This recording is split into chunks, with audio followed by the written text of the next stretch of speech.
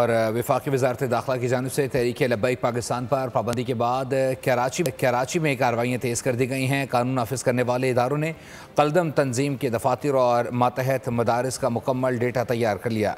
शरपसंदी में मुलव्वस अफराद के खिलाफ भरपूर कार्रवाई की जाएगी। उधर वफाकी वज़ारत दाखिला ने कलदम TLP के खिलाफ रेफरेंस दायर करने की तैयारी कर ली।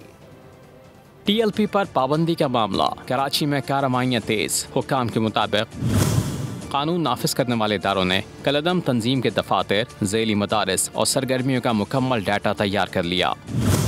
शहर के 12 से ज़ायद मकामात की निशानदही की जा चुकी है, जबकि मज़ीद तफसीलात भी इकट्ठी की जा रही हैं। कलदम TLP के दफातर और मातहत मदरसों की निशानदही भी कर ली गई।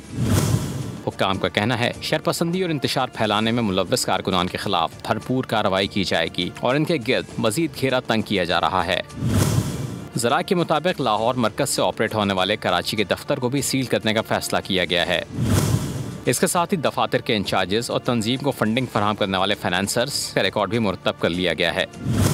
हुक्काम के मुताबिक वफाकी वज़ारत दाखिला के फैसले के बाद कराची में भी कलदम TLP के खिलाफ ट्रैक डाउन शुरू किया जाएगा। वफाकी वज़ारत दाखिला ने TLP को कलदम जमात करार दे दिया, नोटिफिकेशन भी जारी कर दिया। वफाकी काबीना ने गुज़िश्ता रोज TLP पर पाबंदी की मंजूरी दी थी। ज़रा के मुताबिक वज़ारत दाखिला ने कलदम TLP के खिलाफ रेफरेंस दायर करने की तैयारी कर ली। हतमी रिपोर्ट वज़ारत कानून और इलेक्शन कमीशन को भिजवा दी गई। रिपोर्ट में पंजाब हुकूमत की सिफारिशात भी शामिल की गई हैं।